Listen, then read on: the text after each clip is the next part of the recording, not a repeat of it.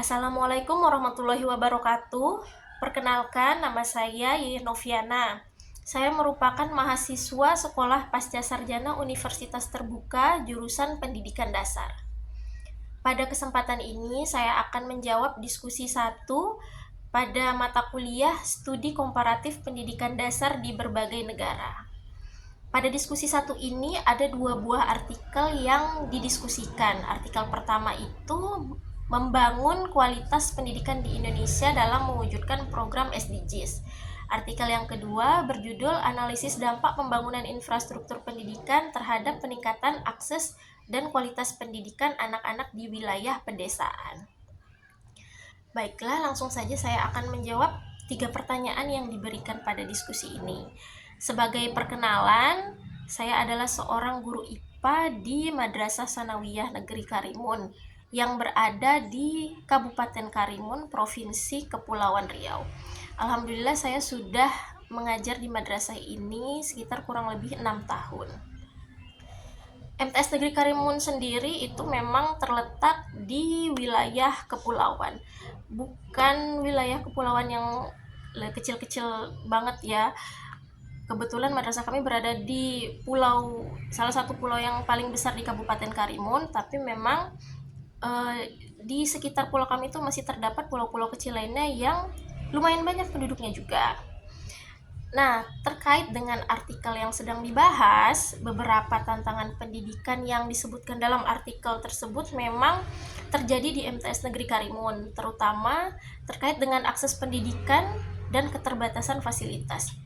Untuk akses pendidikan itu sendiri, saya melihat di madrasah kami itu masih terdapat beberapa siswa kami, bahkan guru kami yang harus menempuh perjalanan laut untuk sampai ke madrasah kami setiap pagi berangkat sekolah dan sore ketika pulang sekolah, karena memang ya mereka tinggalnya di pulau-pulau terluar dari pulau yang paling besar di Kabupaten Karimun, seperti itu ya. Untuk fasilitas, alhamdulillah karena memang kami satu-satunya madrasah Sanawiyah negeri yang terdapat di Kabupaten Karimun, untuk fasilitas gedung alhamdulillah tercukupi dengan baik. Namun untuk fasilitas seperti laboratorium komputer, laboratorium IPA mungkin memang masih perlu banyak peningkatan lagi, seperti itu ya. Nah, beberapa perbedaan seperti keterlibatan masyarakat, saya rasa di sini lebih baik khususnya untuk keterlibatan masyarakat itu dalam hal gotong royong. Di madrasah kami itu kebetulan sedang ada pembangunan musola ya, dan itu memang pembangunan musola itu dilaksanakannya memang secara swadaya masyarakat aja.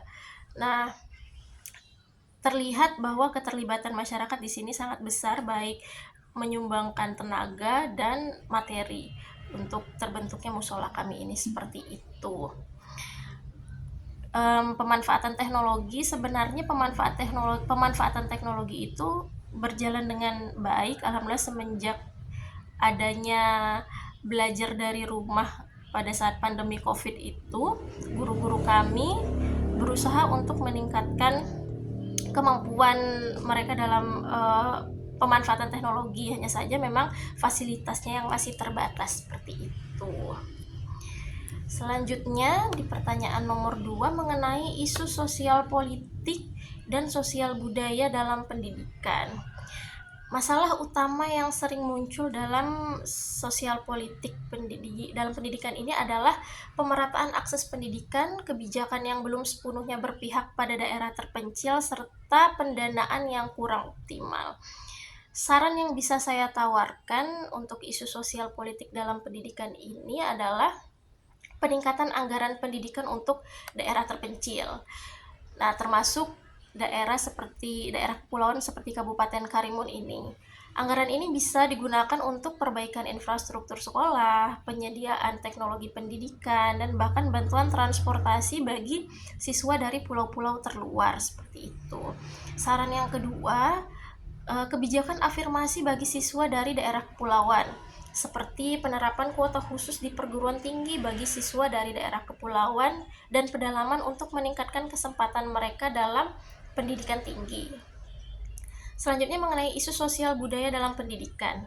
Di daerah seperti Karimun, tantangan sosial budaya seperti perbedaan latar belakang ekonomi, kepercayaan masyarakat dalam pendidikan modern, serta kurangnya keterlibatan orang tua dalam pendidikan masih ditemui.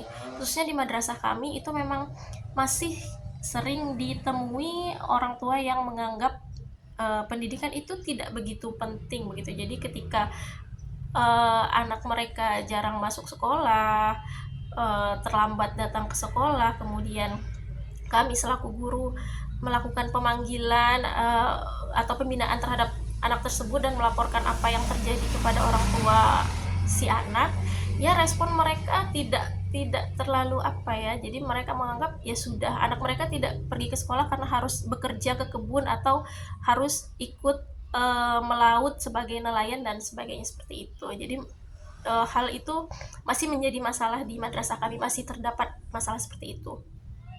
Saran yang dapat saya tawarkan, yang pertama, pendidikan berbasis budaya lokal dan kearifan lokal. Contohnya itu mengembangkan kurikulum kontekstual yang mengaitkan mata pelajaran dengan kehidupan sehari-hari siswa sehingga pembelajaran lebih dekat dengan keseharian siswa. Kemudian meningkatkan peran orang tua dan masyarakat dalam pendidikan. Nah, ini sebenarnya tantangan yang sangat sulit menurut saya ya, untuk memberikan pemahaman kepada orang tua akan pentingnya pendidikan. Memang tidak semua orang tua, tapi masih terdapat ya beberapa orang tua yang kami guru sendiri rasanya ini yang harus dibina adalah orang tuanya dulu gitu, baru kami dapat membina anak-anaknya seperti itu. Kemudian penguatan pendidikan karakter dan moderasi beragama. Di madrasah kami di MTSN Karimun, kami merasa penting untuk menyeimbangkan pendidikan akademik dengan nilai-nilai karakter dan moderasi beragama, agar siswa tidak hanya unggul secara akademik tetapi juga memiliki karakter yang kuat dan toleran. Kesimpulannya, untuk mengatasi isu sosial politik, pemerintah harus lebih serius dalam pemerataan akses pendidikan, peningkatan insentif guru, dan dukungan finansial bagi siswa daerah terpencil. Sementara itu, dalam isu sosial budaya, sekolah harus lebih mengoptimalkan pendekatan berbasis budaya lokal, meningkatkan keterlibatan orang tua, dan memanfaatkan teknologi untuk menjangkau siswa yang sulit mengakses pendidikan. Terakhir, pada pertanyaan nomor 3, kaitan isi kedua artikel itu dengan modul 1 pada studi komparatif pendidikan dasar di berbagai negara. Beberapa aspek utama yaitu akses pendidikan, kualitas pendidikan, pemerataan pendidikan, serta pembangunan infrastruktur dan kebijakan pendidikan itu dibahas dalam studi komparatif pendidikan dasar ini. Nah, kaitannya dengan isi artikel yang pertama yang mengenai tentang membangun kualitas pendidikan dalam SDGs, yang pertama itu adalah kesenjangan kualitas pendidikan antara negara maju dan berkembang yang juga dibahas dalam studi komparatif pendidikan dasar. Kedua, standar mutu pendidikan yang diterapkan di berbagai negara dan bagaimana Indonesia masih tertinggal dibanding negara lain berdasarkan PISA dan GEM report. Ketiga, peran pemerintah dan kebijakan SDGs dalam pendidikan yang mirip dengan strategi negara lain untuk mencapai pendidikan yang berkualitas. Selanjutnya, kaitannya dengan artikel yang kedua tentang pembangunan infrastruktur pendidikan di pedesaan. Yang pertama, peran pembangunan infrastruktur dalam meningkatkan akses pendidikan, sebagaimana yang dilakukan di beberapa negara berkembang lainnya. Kedua, konsep pemerataan pendidikan antara daerah perkotaan dan pedesaan yang juga menjadi fokus di negara berkembang yang lain, yang menerapkan kebijakan pembangunan sekolah berbasis daerah terpencil. Ketiga, faktor sosial budaya dalam akses pendidikan seperti peran gender dan pemberdayaan masyarakat yang juga menjadi tantangan di negara berkembang lainnya.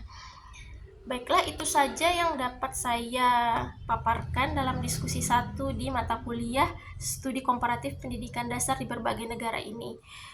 Semoga bermanfaat dan dapat didiskusikan kembali bersama teman-teman semua. Assalamualaikum warahmatullahi wabarakatuh.